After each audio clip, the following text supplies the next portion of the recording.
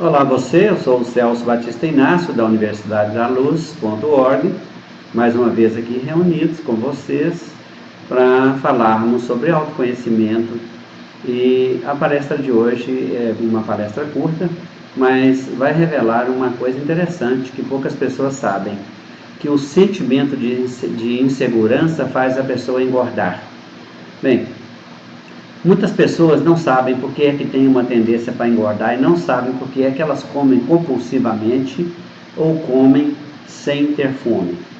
A origem desses hábitos, que são absolutamente nocivos à vida, que prejudicam a saúde e impedem a pessoa de ser feliz, está na sensação de insegurança que as pessoas sentem. Bem, as pessoas inseguras são inseguras porque têm medo, e o medo que elas têm predomina em seus pensamentos por diversas causas. Eu vou citar algumas, mas existem outras. As pessoas têm medo de perder um emprego, medo de não serem aceitas pelos parceiros, medo de morrer, medo de perder as pessoas e encerrar relacionamentos, medo de enfrentar situações, medo da solidão, medo de não dar conta de se suprir perante a vida e morrer de fome. Então, o medo fundamental é o medo de morrer, mas a gente sabe disso. Mas saber que ele é uma herança natural do homem não significa que ele tenha que ser mantido no estado original. Tem origem no estado, na consciência animal, no animal irracional, que é antecessor do espírito humano, mas é da nossa competência ajustá-lo às capacidades e forças do ser humano. Bem, o homem é considerado animal justamente por ter herdado a sua inteligência dos animais irracionais, que a desenvolveram a partir de estratégias de defesa da vida e garantia da perpetuação da espécie. E o espírito humano, o espírito do homem, já veio à existência trazendo em si esse medo de morrer e também aquela inteligência que nós falamos agora, que foi desenvolvida nas lutas pela sobrevivência. Então o homem é preenchido inicialmente por uma capacidade inacreditável de sobreviver em meio hostil, mas o instinto está lá presente. Então o medo é original, mas ele precisa ser reduzido ao mínimo indispensável para que a vida seja preservada. Uma pessoa que não tem medo nenhum, por exemplo, uma criança, medo nenhum, medo zero, né? Ela andaria no patamar de um prédio, na cobertura, no último andar, 20 andares, 30 andares, ela andaria no beiral sem medo, porque não tem medo. E também sem avaliação de risco, porque o medo é uma avaliação de risco. Então o medo é útil, desde que dentro das devidas dimensões que nós sejamos capazes de controlar e administrar. Acontece que a natureza humana, então, ao iniciar sua experiência, está sob muito forte influência dos instintos animais. Porque o homem inicial é predominantemente animal, ele é mais animal do que humano. Então é natural que ele ainda não tenha prática em exercitar o ato de pensar e o ato de raciocinar, e o que faz ele funcionar é muito mais a reação automática e instintiva do que o pensamento. Vamos identificar os tipos de comportamento, os 5 tipos de comportamentos principais que caracterizam uma reação automática e instintiva, ou seja, um comportamento animal.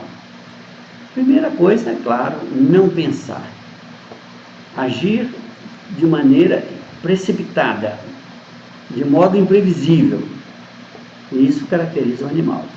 Então, os 5 fatores que estão contidos dessas capacidades são a ação reativa instantânea, que eu chamo de intempestividade. A impulsividade, que é um movimento induzido pelo medo, um movimento induzido por um impulso. A agressividade, que é a reação defensiva da vida natural. Com medo a pessoa se torna agressiva. A violência, que é uma reação mais forte, mais extrema em defesa da própria vida. E o quinto é a ideia de matar, que é a extrema possibilidade de defender a própria vida quando as outras possibilidades não deram certo. Bem, mas a vida humana tem como um dos seus principais propósitos o desenvolvimento da capacidade de pensar e de raciocinar antes de agir. O desenvolvimento do pensamento para o ser humano tem a finalidade de dar a ele um sentimento de perfeição para a sua inteligência, a partir de possibilidades novas que ele vai levantar com pensamento e raciocínio. Com isso, ele começa a criar a percepção de que pode existir ações muito mais convenientes para ele, pensadas, raciocinadas, do que a reação automática e o uso dos instintos. Bem, a partir desse nosso momento, a partir desse conhecimento, se processa o desenvolvimento da inteligência humana, gerando entendimento e compreensão. Quando você começa a raciocinar, começa a pensar e raciocinar, começa a gerar entendimento e compreensão. E é isso o que o ser humano, que vai caracterizar o ser humano. E o ser humano começa a entender que, usando atitudes novas, ele reduz o risco de morrer, reduz o risco de perder a própria vida.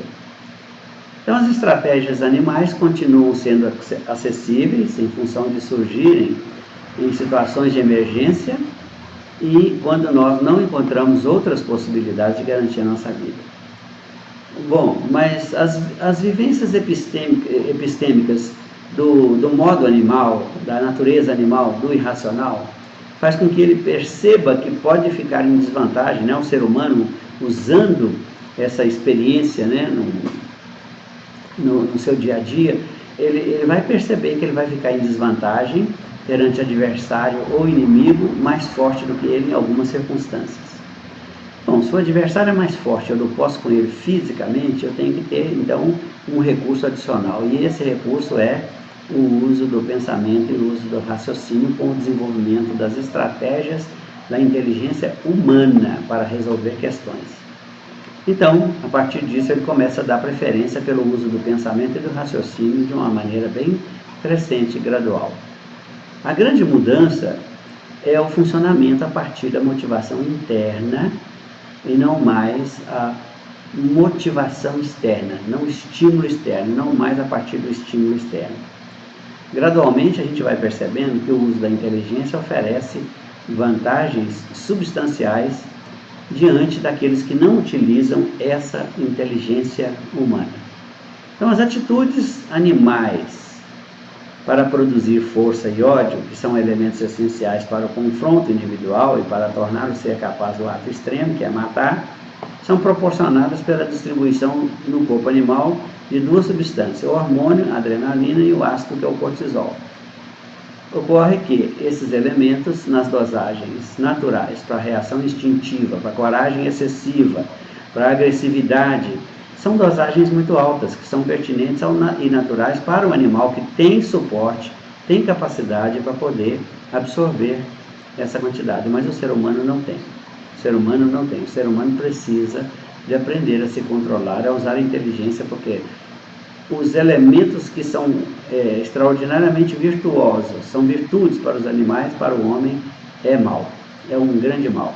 Então nós chamamos de animal a ânima, que é a alma, e o mal associados. O mal, nesse caso, é o mal da atitude inconveniente para o próprio ser humano. Controle-se, gerencie suas forças, gerencie suas capacidades, contenha-se diante das afetações, diante das tentações e mantenha a sua integridade, a sua capacidade permanente e total de resolver questões pela inteligência, pelo raciocínio e pelo pensamento. Esse é o caminho.